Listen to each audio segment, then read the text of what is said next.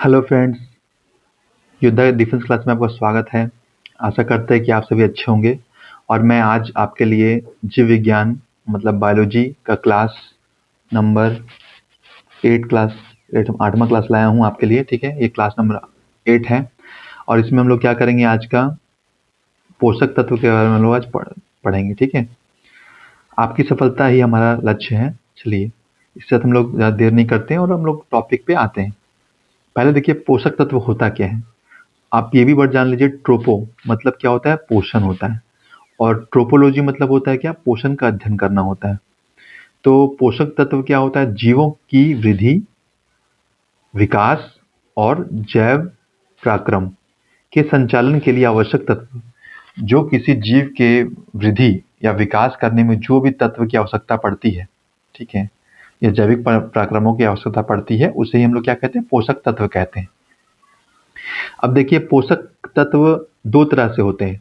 एक होता है स्वपोषी और एक होता है विषमपोषी, जिसको इंग्लिश में बोलते हैं ऑटोट्रॉपिक और इसमें बोलते हैं विषमपोषी में हेटरोट्रॉपिक। अब चलिए पहले में आते हैं, स्वपोषी क्या होता है, जो स्वयं भोजन निर्माण करता है, अपना भोजन स्वयं निर्माण करता है। जैसे देखिए, पेड़ पौधा हो गया। पेड़ पौधा क्या करता है कि अपना अपना पोषण खुद करता है, अपना जो भोजन है वो खुद निर्माण करता है। उसके लिए क्या चाहिए उसको, प्रकाश संश्लेषण करता है और क्लोरोफिल की आवश्यकता होती है उसको। ठीक है, ये खुद करता है। अब देखिए, विषमपोषी क्या होता है, जो स्वयं भोजन निर्माण नहीं करता है, दूसरों पर निर्भर रहता है। जैसे देखिए, शाकाहारी हो गया, इसमें इसको हार्बीवोरस बोलते हैं। गाय गाय क्या खाता है, प्लांट को खाता है, तो क्या है, इस पे डिपेंड है, प्लांट पे। ठीक है। अब देखिए, फिर मांसाहारी देखेंगे, शेर। शेर किस पे डिपेंड है, गाय पे। ये भी किसी पे डिपेंड है, गाय पे डिपेंड है। तो फिर देखिए, सर्वाहारी, इसको ओमनीवोरस बोलते हैं। मनुष्य हो गया, उसमें कुत्ता बिल्ली। ये क्या होता है, ये तो ये क्या बोलते हैं इसको, मांस भी खाता है ये, और वेज भी खाता है, नॉन वेज भी खाता है। ये हो गया, मनुष्य क्या है, दोनों चीज खाते हैं। तो ये सब देखिए, सब डिपेंड है, ये सब एक दूसरे पर डिपेंड है। लेकिन प्लांट क्या किसी पर डिपेंड है, नहीं, वो खुद से अपना भोजन निर्माण करता है। और बाकी सब जो जीव है उस पर डिपेंड करते हैं। तो जो डिपेंड करते हैं किसी पे, वो विषमपोषी हो जाएंगे। और जो जो खुद से अपना निर्माण करते हैं भोजन का, वो स्वपोषी हो जाएंगे। अब देखिए, एक और इसमें आता है अपमार्जक, जिसको बोलते हैं स्कैवेंजर्स। जैसे चील हो गया, गिद्ध हो गया और सियार हो गया। ठीक है, ये क्या करते हैं, ये प्रकृति के सफाई कर्मी है। मान लीजिए कोई जीव मर गया, उसका बॉडी, डेड बॉडी पड़ा हुआ है, तो वो कैसे अपने आप डीकम्पोज होता है, क्यों होता है, वो कैसे होता है, वो इन जीवों के द्वारा होता है। जैसे चील आ गया, आपका सियार हो गया, गिद्ध हो गया, वो क्या करता है, उसको डिकम्पोज करता है, उसको खा के खत्म करता है। बाकी जो हड्डी उड्डी है, वो धीरे धीरे जो आपके वो बैक्टीरिया ये सब जो होते हैं, वो उसको खत्म कर देते हैं पूरी तरह से। मतलब मिट्टी में मिल जाता है, वो मिट्टी बन जाता है। क्यों, तो ये है आपका अपमार्जक का काम होता है। इसीलिए क्या बोलते हैं, मृत पदार्थ पर निर्भर प्रकृति का सफाई कर्मी इसको बोलते हैं। ठीक है, अपमार्जक को प्रकृति का सफाई कर्मी होता है। अब एक चीज और बहुत इंपॉर्टेंट है, आपको पता होगा, जैसे आप गाँव देहात में देखते होंगे या शहर में भी होता है, जो जहाँ से आप खटाल होता है, जहाँ से दूध लाते हैं, वो क्या करता है, अपना दूध का जो दूध बढ़ाने के लिए क्या करता है, गाय को सुई लगाता है। तो सुई में जो क्या होता है, कौन सा सुई लगाता है, तो उसको बोलते हैं कि हम लोग बोलते हैं डाइक्लोफेनिक। डाई डाइक्लोफेनिक बोलते हैं उसको। वो क्या करता है, उसको लगाता है। अब मान लीजिए उसको सुई मतलब दूध बढ़ाने के लिए लगाता है। अब वो जब वो जो जीव है, वो गाय मर जाता है, तो उसको क्या करता है, उसको खाता कौन है, गिद्ध खाता है। कि आप सुने होंगे कि अभी गिद्ध की संख्या आपको नहीं दिखता होगा, पहले जमाने में गिद्ध बहुत दिखता था, अभी नहीं दिखता है। क्यों नहीं दिखता है, तो वो जो गाय, मरा हुआ गाय है या कोई भी जानवर है, उसको खा रहा है। ठीक है, तो उससे क्या होता है, ये जो दवा है, वो इसको इसका साइड इफेक्ट इस पे करता है, और इसको इसकी क्या हो जाती है, मृत्यु हो जाती है। तो इससे आप देख रहे हो गिद्ध की संख्या बहुत कम हो चुकी है आजकल के ज़माने में। चलिए अब आगे चलते हैं, अब आगे देखेंगे। ये देखिए, माइक्रो और एक माइक्रो और एक मैक्रो। ठीक है, मैक्रो और माइक्रो। मैक्रो मतलब होता है वृहद, होता है बहुत वास्ट बड़ा होता है। और माइक्रो होता है सूक्ष्म, कम मात्रा में आवश्यक होता है ये। और हमारे शरीर को क्या आवश्यक होता है, माइक्रो में होता है कुछ आवश्यक, कुछ बहुत कम मात्रा में आवश्यक होता है। तो पहले हम लोग मैक्रो देखेंगे, बड़ी मात्रा में आवश्यक जो होता है, इसको ऊर्जा बोलते हैं। ठीक है, अब इसमें क्या है, कार्बोहाइड्रेट्स है, प्रोटीन है, वसा है, ये बहुत मात्रा में एक इंसान या कोई जीव को चाहिए सर्वाइव करने के लिए। लेकिन जो माइक्रो है, सूक्ष्म है, उसको कम मात्रा में चाहिए। जैसे रोग से लड़ने की जो क्षमता होती है, प्रतिरोध क्षमता बोलते हैं। मेटाबॉलिज्म रिएक्शन जो होता है आपका, उसमें विटामिन और खनिज की आवश्यकता होती है। ठीक है। तो अब जैसे देखिए कार्बोहाइड्रेट्स हम लोग माइक्रो में आते हैं, उसमें कार्बोहाइड्रेट्स क्या करता है, इंस्टेंट एनर्जी देता है, तुरंत ऊर्जा स्रोत है। जैसे मान लीजिए आप तुरंत रोटी खा लिए या आप ग्लूकोन डी पी लेते हैं तो क्या आपको थोड़ा सा एनर्जी ऐसा फील होता है तुरंत, तो वो क्या कार्बोहाइड्रेट के थ्रू होता है। तो इंस्टेंट एनर्जी के लिए क्या करेंगे हम लोग, कार्बोहाइड्रेट शरीर को प्रोवाइड करते हैं। फिर देखिए प्रोटीन क्या है, प्रोटीन क्या कर शरीर का निर्माण करता है, शरीर का निर्माणकारी तत्व है, ये शरीर को निर्माण करता है, बॉडी बिल्डिंग सब्सटेंस होता है प्रोटीन के थ्रू। अब देखिए तीसरा है वसा। वसा क्या है, आपका रिजर्व फूड होता है, आरक्षित फूड होता है। ये क्या होता है, जब मान लीजिए आप देखते हैं कभी कभी आप 2-3 दिन अनशन करते हैं, होता है ना, अनशन करते हैं या फास्ट कर रहे हैं एक दिन का, तो आपको भूख नहीं लगता है, क्यों, आपका शरीर क्यों आपका आपको उसको खाना नहीं दे रहे हैं, फिर भी वो सर्वाइव कर रहा है, फिर भी वो आपका हर काम कर ले रहा है, क्यों ऐसा क्यों होता है। तो उस समय क्या करता है, ये वसा जो है ना, ये उसको एनर्जी प्रोवाइड करता है। ये क्या हमारे शरीर में आप देखेंगे पेट के नीचे साइड में और पीछे साइड देखिए, वो जो जमा हुआ होता है ना चर्बी, जिसको चर्बी बोलते हैं हिंदी में, वो क्या है, वो आपका रिजर्व फूड है। आज देखते हैं आप 5-6 दिन 10 दिन भी आदमी अगर बिना खाए हुए रहता है तो वो सर्वाइव कर जाता है। ठीक है, थोड़ा मतलब उसको उसका मृत्यु नहीं होती तुरंत। तो जब तक ये आपका वसा आपके शरीर में है ना, ये आपको प्रोवाइड करता है उस समय खाना। ठीक है, तो आपको आशा करता है आपको यहाँ बहुत अच्छे समझ में आ रहा होगा यहाँ तक। अब देखिए मैक्रो देखेंगे, क्या सूक्ष्म क्या है, एक कम मात्रा में आवश्यक क्या होता है। ये तो मैंने बता दिया, कोई विटामिन और खनिज लवण होता है इसमें। अब देखिए इसमें आप पहले अब हम इसको क्या करेंगे, मैक्रो को जो वर्ड है आपका कार्बोहाइड्रेट, प्रोटीन, वसा, विटामिन, खनिज, सब हम लोग उसको पार्ट बाय पार्ट अच्छा से इसको पढ़ेंगे। पहला क्या है, कार्बोहाइड्रेट से देखिए। देखिए तुरंत ऊर्जा प्रदान करने वाला तत्व है, जिसमें एग्जांपल रोटी हो गया, ग्लूकोन डी हो गया, ग्लूकोज जो पीते हैं। इसमें क्या होता है, कार्बोहाइड्रेट में शुगर होता है। ठीक है, लेकिन आप ये नहीं कह सकते कि सभी जितना भी कार्बोहाइड्रेट्स है सब मीठा ही होगा, नहीं, ऐसा कुछ नहीं है। मीठे होते हैं पर सब मीठे नहीं होते हैं। अब देखिए शरीर की जो है 50 से 70% जो ऊर्जा है ना, आपूर्ति कौन करता है, कार्बोहाइड्रेट्स करता है, याद रखिएगा।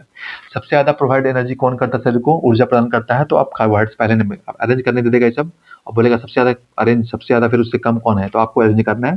सबसे पहले क्या, कार्बोहाइड्रेट्स होता है। अब एग्जाम्पल देखिए इसमें, गेहूं, शक्कर, ज्वार, बाजरा, चावल जो भी खा रहे हैं ना, सब कार्बोहाइड्रेट, आलू जो आप खा रहे हैं क्या है, वो उससे आपको कार्बोहाइड्रेट्स मिलता है।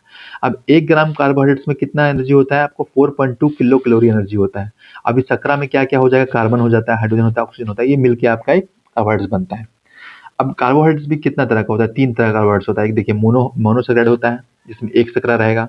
डाइसेकेराइड रहेगा, उसमें 2 शर्करा रहेगा। और एक होता है पॉलीसेकेराइड, जिसमें क्या होता है, 2+ है। ठीक है, 2 से अधिक होता है, 3 भी हो सकता है, 4 भी हो सकता है, पर 2 से अधिक होगा तो वो पॉलीसेकेराइड हो जाएगा।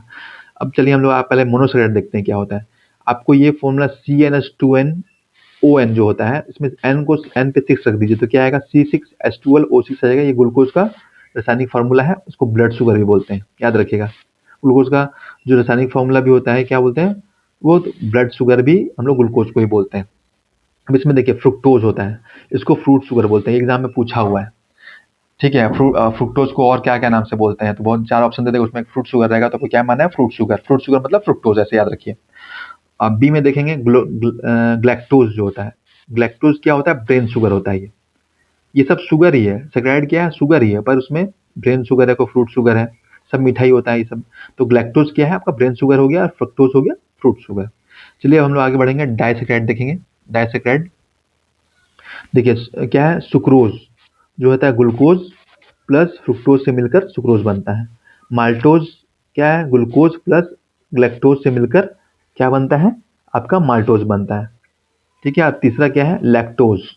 इसमें क्या है, glucose plus galactose milk sugar मिलके क्या बनता है, लैक्टोज बनता है। दूध में खट्टापन किसके थ्रू आता है, लैक्टिक अम्ल के द्वारा आता है। लैक्टिक मतलब क्या है, दूध है, ऐसे याद रख सकते हैं। देखिए अब इसका ट्रिक देखते हैं, सुक्रोज कैसे याद रखेंगे।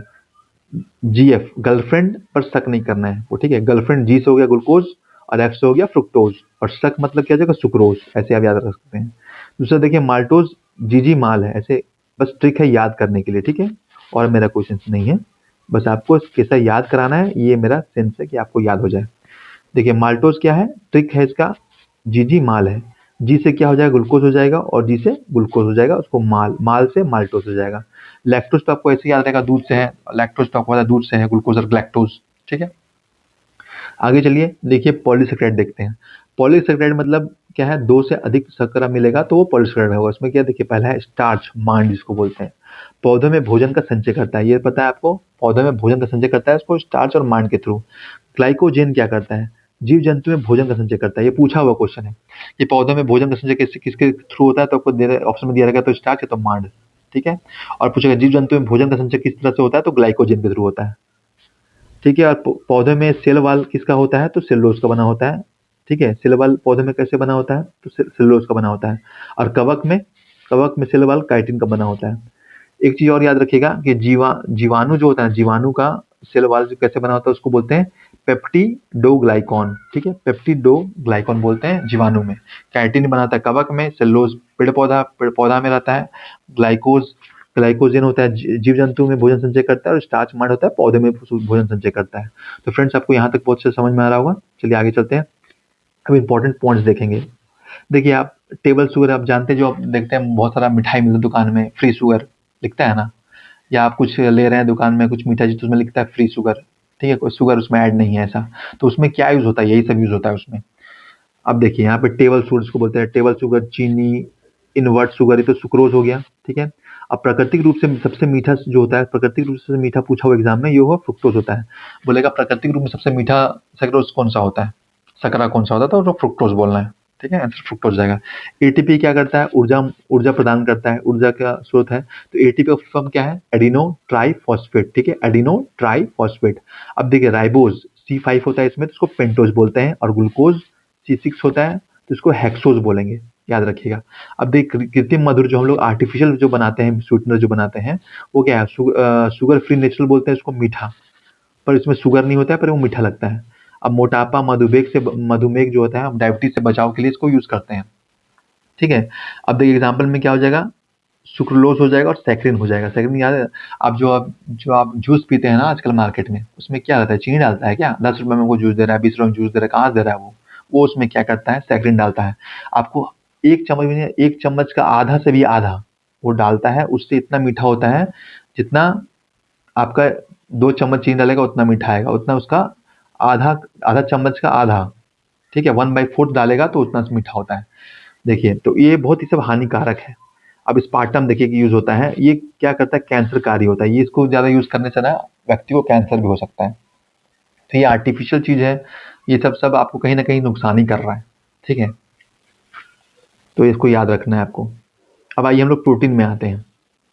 देखिए प्रोटीन क्या है, प्रोटीन का खोज किसने किया था, तो मुल्डर ने खोज किया था, याद रखिएगा। उससे पूछेगा खोज किसने किया था, और पूछेगा नाम किसने दिया था, नाम दिया था बर्जिलियस ने, ठीक है। खोज किया था मुल्डर ने और नाम दिया था बर्जिलियस ने। अब देखिए इसमें कार्बन, हाइड्रोजन, ऑक्सीजन और नाइट्रोजन कंपलसरी अनिवार्य होता है, ये सब तत्व इसका। और देखिए अमीनो अम्ल का बहुलक जो होता है ना, वो पेप्टाइड बंधन होता है, इसमें पेप्टाइड बंधन होता है। केमिस्ट्री में पढ़ेंगे आप इसको। बंधन बहुत तरह का होता है, ये पेप्टाइड बंधन इसका होता है, ठीक है। ये भी क्वेश्चन पूछा हुआ है, प्रोटीन में कौन सा बंधन होता है, अमीनो अम्ल का बहुलक कौन सा है, तो पेप्टाइड बंधक होता है। अब देखिए सोर्स क्या है इसमें, जहां से आपको सबसे ज्यादा आपको प्रोटीन मिलेगा, तो पहला क्या है, आप तो पता होगा आपको, आप जो हमेशा एग्जाम में मार्क क्या आते क्या, सोयाबीन। लेकिन ऑप्शन में अगर सोयाबीन के अलावा अगर ये दिया हुआ है ना साथ में, स्पिरुलिना शैवाल, तो आपको इसको मारना है, क्योंकि 65% इसमें होता है, और सोयाबीन में सिर्फ 46% होता है। तो एग्जामिनर आजकल क्या कर रहा है ना, पहले क्वेश्चन सीधा डायरेक्ट पूछ देता था, ये आराम से बच्चे लोग सोयाबीन मार के आ जाते थे। अब क्या कर रहा है, दोनों ऑप्शन दे रहा है, और आपसे पूछ रहा है इसमें सबसे ज्यादा क्या है, तो आप पढ़ के आते हैं सोयाबीन, फट से आप सोयाबीन मार देते हैं, वहीं पे आपका, आप सोच रहे हैं कि मेरा 1 नंबर मिला है आपका, और आपका 1/3 वहाँ कट गया है, ठीक है। तो आपको याद रखना है कि अगर ऑप्शन पक्का चारों ऑप्शन देखना, हड़बड़ी में नहीं करना है ऑप्शन टिक। आपको देखना है पहला कि अगर स्पिरुलिन शैवाल दिया हो तो पहले आपको इसको टिक करना है, ठीक है। अगर नहीं दिया तो फिर आपको सोयाबीन करना है, ठीक है। आप ऐसा कर रहे हैं, आप समझ गए होंगे। फ्रेंड्स, योद्धा डिफेंस क्लास को लाइक शेयर और सब्सक्राइब जरूर कर दीजिए, और बेल आइकन जरूर दबा दीजिएगा, जिससे आपको मेरे वीडियो का नोटिफिकेशन मिलता रहे। चलिए आगे चलते हैं। शरीर निर्माण का तत्व देखिए, निर्माणकारी तत्व क्या क्या है। शरीर में जल की आवश्यकता होती है और प्रोटीन की आवश्यकता होती है। अब प्रोटीन क्या है, इसेंशियल प्रोटीन होता है, टोटल 20 होता है, ठीक है। टोटल प्रोटीन कितना होता है, 20, ठीक है। लेकिन हमारा शरीर में देखिए आवश्यक है 10, भोजन के साथ जो हम ग्रहण करते हैं वो 10 करते हैं, और जो नॉन इसेंशियल है, गैर आवश्यक जो 10 है, हमारे शरीर में स्वतः ही निर्माण होता है। मतलब 20 आपको चाहिए, जिसमें से 10 आपको भोजन के थ्रू मिल जाता है, और जो 10 बचा हुआ है वो आपको शरीर आप स्वतः ही निर्माण करता है, शरीर खुद से निर्माण करता है। और देखिए विटामिन, अब हम लोग आगे चलेंगे। देखिए प्रोटीन कमी से जो डिजीज होता है, वो देखिए आपका एक मरासमस होता है, और एक क्या है, क्वाविसियोर कॉर होता है, ठीक है। ये भी आपको डिजीज होता है, इसकी कमी से होता है। ठीक है, ये बच्चे में होता है और ये वयस्क में होता है, याद रखिएगा। ये क्वेश्चन भी पूछा हुआ है एग्जाम में। अब देखिए इंपॉर्टेंट प्रोटीन देखते हैं, इसका रासायनिक नाम क्या बोलते हैं। अंडा, अंडा में कौन सा प्रोटीन होता है, एल्बुमिन, याद रखिएगा। मांसपेशी, ठीक है, इसमें दो होता है, इसको मायोसिन बोलते हैं प्लस एक्टिन।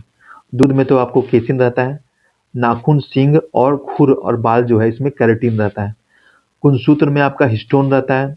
अनाज में आपका ग्लूटीन रहता है। ये पूछा हुआ है क्वेश्चन, ठीक है, याद रखिएगा। और दाल में प्रोलेमिस रहता है, प्रोलेमिस ये भी पूछा हुआ है, इंपॉर्टेंट है। ठीक है, ये सब इंपॉर्टेंट है।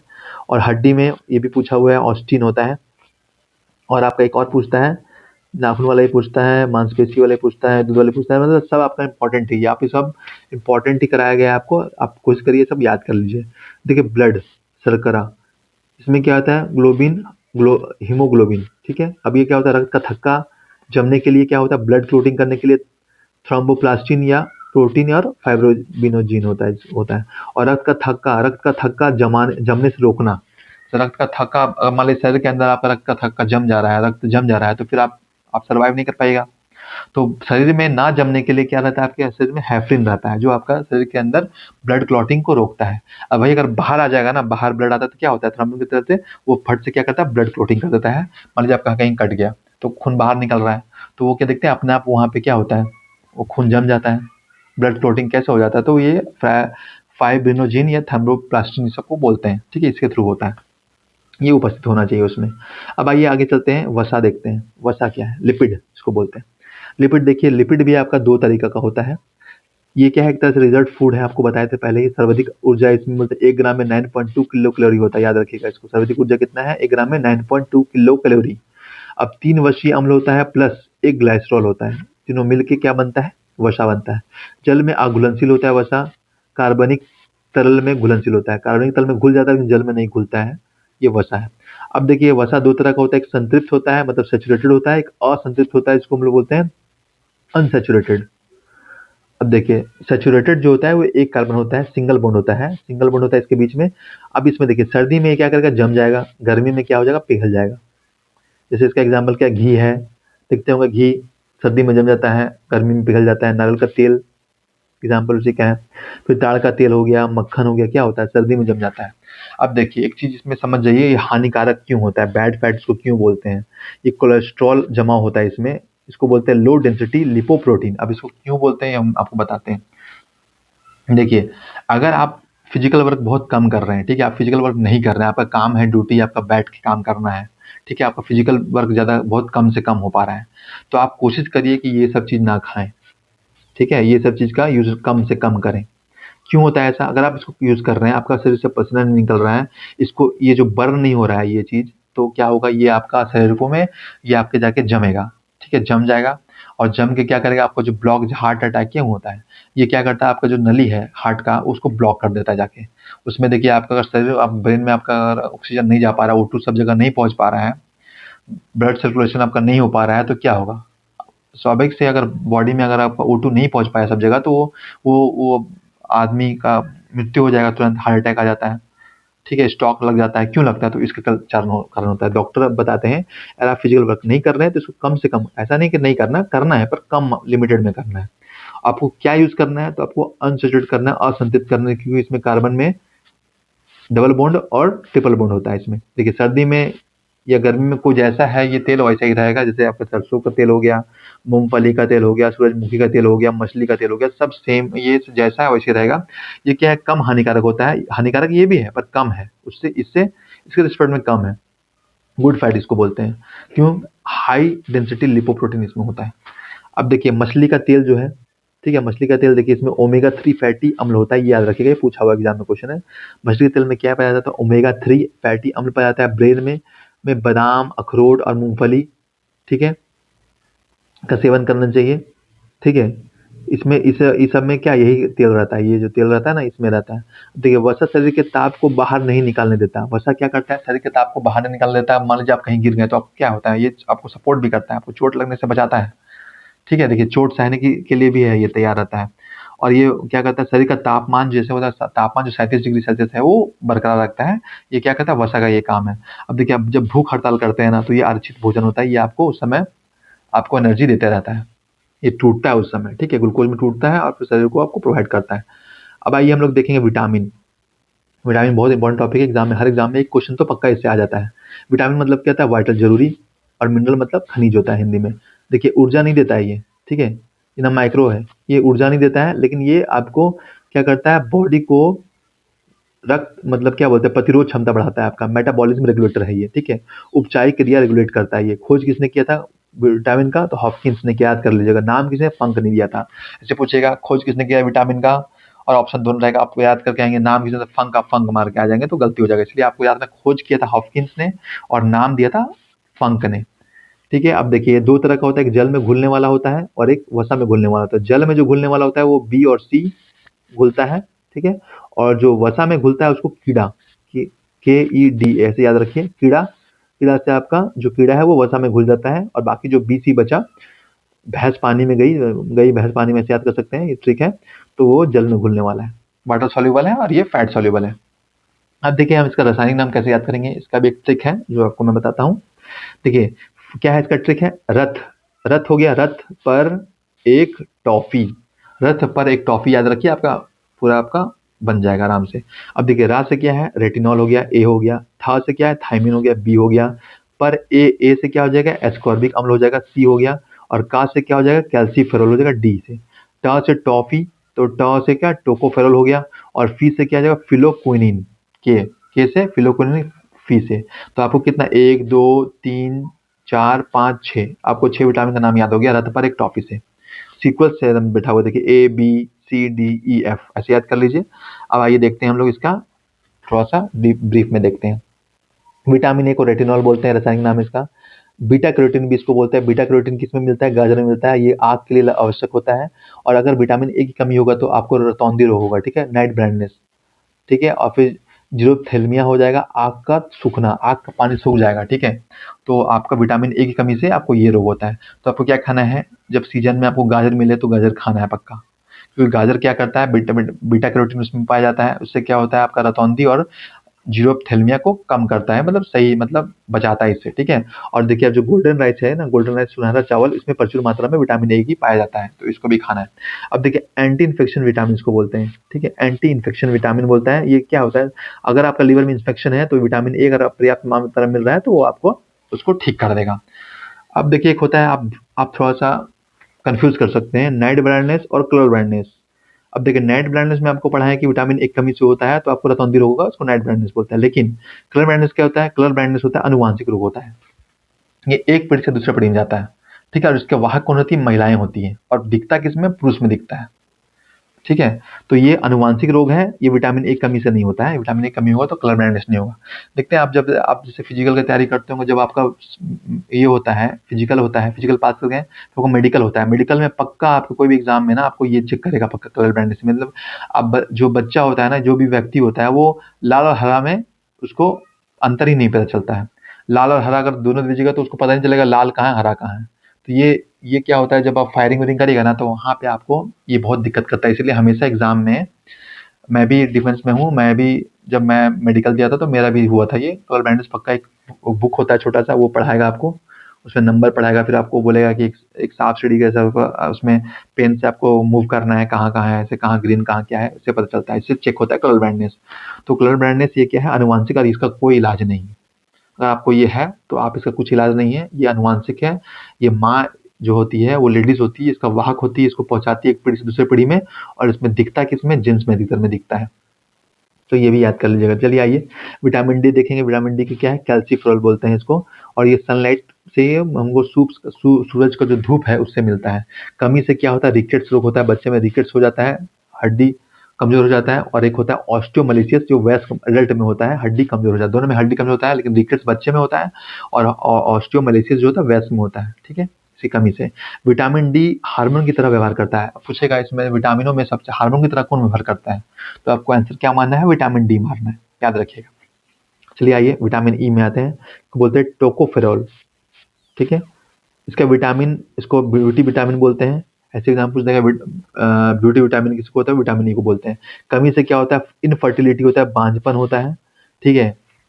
मतलब जो पुरुष है या महिला है उसमें बांझपन हो जाता है, उसका जो मतलब जो सेक्स जो होता है, उसमें उसका जो जनन प्रक्रिया है, उसमें बाधा होता है इससे, ठीक है? अगर विटामिन ई कमी होता है, ठीक है? और गंजापन भी इसी से होता है। अब देखिए, गंजापन और भी स्रोत से होता है, ऐसा नहीं कि आपको अगर गंजापन आपका बाल झड़ रहा है तो आपको ये विटामिन ई कमी है। विटामिन ई कमी है, लेकिन ऐसा नहीं बोलना कि बाल झड़ रहा है तो आपको विटामिन ई कमी है, ठीक है? लेकिन आपको विटामिन ई से आपको इनफर्टिलिटी होता है, बांझपन होता है, ये है, और बाल भी इससे झड़ता है। अब देखिए स्रोत इसका क्या है, मतलब आप क्या खाएँ जो आपको विटामिन ई कमी ना हो? तो जितना भी आप देखते हैं ना, चना हो गया, मूँग हो गया, इसमें जो अंकुरित जो होता है, अंकुर जिसमें निकल जाता है, ठीक है? पानी में डालने से क्या होता है, और फिर कपड़ा में बांध दीजिए तो उसमें अंकुर निकलता है। तो ये सब का सेवन करना है आपको। ये बहुत लाभदायक है। ऐसे भी आप लोग रनिंग करते होंगे सुबह-सुबह, तो आप पक्का दौड़ने के बाद क्या खाते होंगे? गुड़, मूँग, चना, ये सब खाते हैं ना फुला के? ड्राई फ्रूट भी फुला के खाते होंगे। तो ये जो अंकुर निकला वो बहुत फ़ायदेमंद होता है, ये विटामिन ई की कमी को पूरा करता है। फिर जैतून का तेल, हरी सब्जियाँ, मूँग, मोठ, चना, देख रहे हैं? ये सब खाना होता है। चलिए आगे चलते हैं, विटामिन के देखेंगे, इसको फिलोक्विनिन बोलते हैं। अब देखिए, रक्त का थक्का जमाना का काम क्या है? विटामिन ए की कमी से रक्त का थक्का नहीं जम पाता है।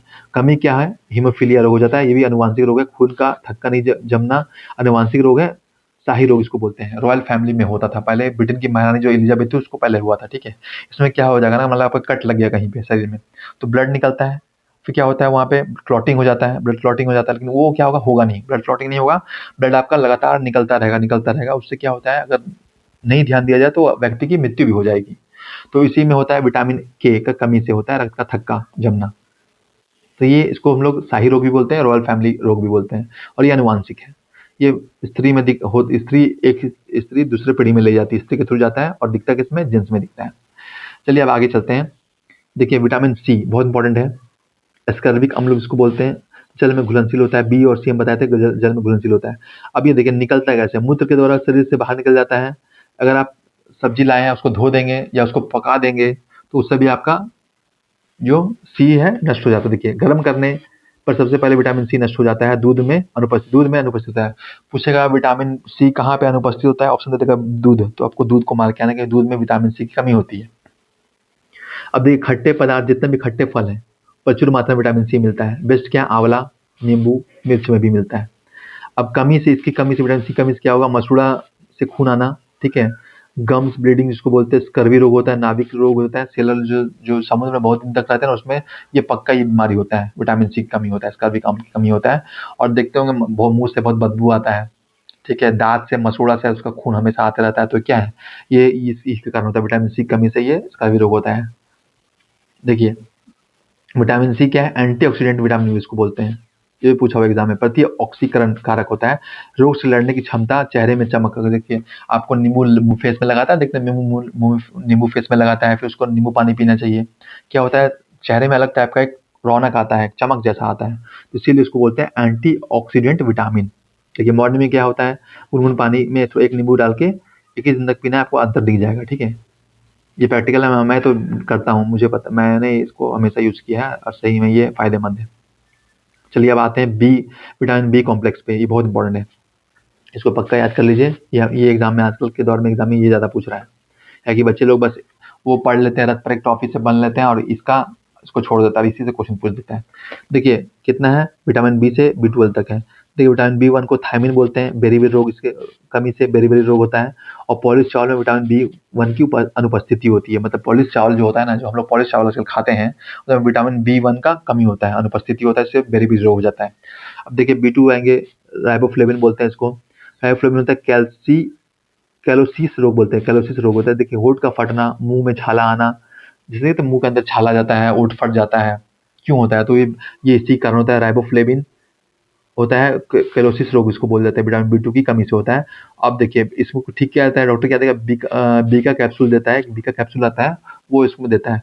अब आइए बी 3 में देखेंगे, नियासिन जिसको बोलते हैं, प्लेग रोग होता है, 4 डिस्टिंक्ट डिजीज होता है इसमें, ठीक है? 4D क्या? देखिए स्किन का डर्मेटाइटिस होता है, दूसरा में डायरिया, दस्त बोलते हैं, तीसरा में डिमेंशिया, भूलने की बीमारी हो जाता है, और चौथा में डेथ हो जाता है, मृत्यु हो जाता है। ये 4 का 4D डिजीज इसको बोलते हैं। और किसी कमी से होता है? बी 3 नियासिन की कमी से, और प्लेग भी बी 3 कमी से होता है। पांचवा देखेंगे बी 5 जो है, पेंटाथोनिक अम्ल जिसको बोलते हैं, बर्निंग फूड सिंड्रोम बोलते हैं, बर्निंग फूड सिंड्रोम होता है इसमें, ठीक है? बर्निंग फूड सिंड्रोम क्या होता है? आपका जैसे फ्लैट फुट समझते हैं, फ्लैट फुट आप आप जो फौजी लोग जो बनना चाहते हैं फ्यूचर में, वो आप जानते हो फ्लैट फुट क्या होता है। जो पैर आप रखते हैं तो बीच में जो कर्व बनता है, ठीक है, चंद्रमा बनते हैं, वो अगर नहीं बन रहा है ना, तो अगर वो पूरा सपाट चल रहा है ना, वो तो उसके चलते उसमें भी आपको मेडिकल में छाड़ा जाता है। ये बहुत हमेशा देखा जाता है। वो पानी में लगा के आपको चलाएगा, आपका देख लेगा फ्लैट फुट। तो बर्निंग फुट सिंड्रोम भी इसी से होता है, इसकी कमी से। चलिए B6 देखेंगे। अच्छा मैम, जब आपका कोई एग्जाम आ जाएगा तो हम मेडिकल के बारे में बताएंगे क्या क्या होता है मेडिकल में, क्या क्या टेस्ट किया जाता है, ठीक है। क्या कि मैं खुद डिफेंस में हूँ, मुझे पता है, और अभी तक मैं 2-3 बोर्ड में भी जा चुका हूँ जहाँ पे ये सब एग्जाम होता है, ठीक है। तो मैं आपको पूरा गाइड करूंगा, इसका भी क्लास में लाऊंगा जल्दी। तो ठीक है, इसका भी क्लास लाऊंगा, आपको जल्दी लाऊंगा, ठीक है। आगे चलते हैं, B7 देखते हैं, बायोटीन, ठीक है। B7 का क्या है, बायोटीन का होता है, इसका नाम याद रखिएगा, इसका नाम बायोटीन होता है। उतना ज़्यादा नहीं पूछा एग्जाम में, इसलिए इसका उतना डीप में मैं नहीं गया हूँ, ठीक है। B9 देखेंगे, फॉलिक एसिड होता है, ये पूछा हुआ है। एनीमिया रोग होता है, गर्भवती महिला में सबसे ज़्यादा एनीमिया रोग होता है, इसलिए जब गर्भवती महिला होती है ना, तो डॉक्टर उसको हमेशा शुरू से स्टार्ट कर देता है फॉलिक एसिड के लिए एक दवा देता है, कैप्सूल देता है, वो हमेशा महिला को खाना होता है, हर महीना खाना होता है, ठीक है, 9 महीने तक। इसके कौन सा कमी होता है, एनीमिया का कमी होता है फॉलिक एसिड के, B9, ठीक है। और B12 का होता है साइनोकोबालिन, साइनोकोबालिन बोलते हैं इसको, कोबाल्ट धातु होता है इसमें। साइनोकोबालिन में B12 में कोबाल्ट धातु होता है, मांसाहारी होता है, एनीमिया रोग भी होता है इसमें, और पांडु रोग जिसको बोलते हैं, हल्का पीला रोग होता है, पीलिया इसको बोलते हैं, हल्का पीला रोग हो जाता है, ठीक है। पांडु रोग, एनीमिया रोग, सब मांसाहारी। उसमें कोबाल्ट सीधे इसमें उतना नहीं पूछेगा, इसमें पूछेगा कि कौन सा कोबाल्ट किस कौन सा रसायन मतलब विटामिन में पाया जाता है कोबाल्ट धातु, तो आपको बोलना है साइनोकोबामिन, B12 में पाया जाता है, बस ये याद रखना है। अब चलिए आपको मिनरल्स के बारे में बताते हैं, आखिरी टॉपिक है मेरा इस चैप्टर का।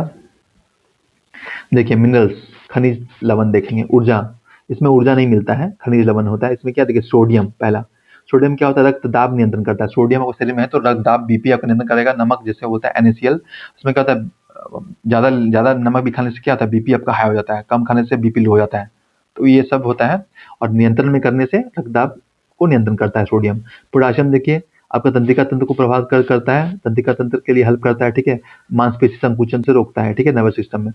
अब देखिए आगे तीसरा देखिए, कैल्शियम क्या है, हड्डी में क्या होता है, कैल्शियम पाया जाता है, ब्लड क्लोटिंग में भी पाया जाता है, रक्त का थक्का में भी, ठीक है।